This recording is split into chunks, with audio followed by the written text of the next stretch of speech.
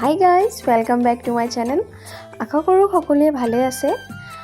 আজি এয়া ঘৰত কিহৰ কাৰণে এইবোৰ আয়োজন কৰা হৈছে, এয়া ভকত কিহৰ কাৰণে আহিছে চাই থাককচোন বাৰু। আৰু এয়া মায়ে কি কৰি আছে চাইছেনে? ভিডিঅ'টো শেষৰলৈকে চাওক, সকলো কথাখিনি গম পাব। এয়া চাওক, বইল আলু হয়। এয়া মায়ে স্পাইচ মেৰিনেট কৰি থৈছে আলুটোত, আৰু এয়া মায়ে ৰেডি কৰি আছে। আৰু ৰেডি কৰিছে মানে ধুনীয়াকৈ বনাই আছে ষ্টাফিং। এটি ষ্টাফিং আলু বুলি কয়, আৰু আপুনি পৰঠাও ক'ব পাৰে।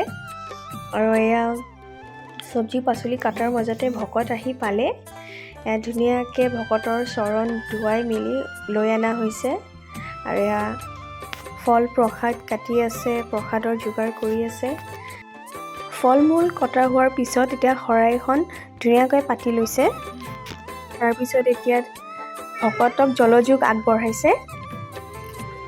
আৰু এয়া দুপৰীয়াৰ অন্ন যোগাৰ কৰি আছে ভকতসকলৰ কাৰণে। আৰু যিহেতু আজি গীতা পাঠ কৰোৱা হৈছে, ভেজ বনোৱাই হৈছে। তাৰপিছত এইবোৰ বনাই লোৱাৰ পিছত ধুনীয়াকৈ নাম হোৱাৰ পিছত এয়া তেওঁলোকে গ্ৰহণ কৰিলে। মায়ে তাৰপিছত ধুনীয়াকৈ ভকত বিদায় দিলে। আশা কৰোঁ দেউতাৰ আত্মাটো সদ্গতি লাগক, এয়াই আমাৰ প্ৰাৰ্থনা। ধন্যবাদ।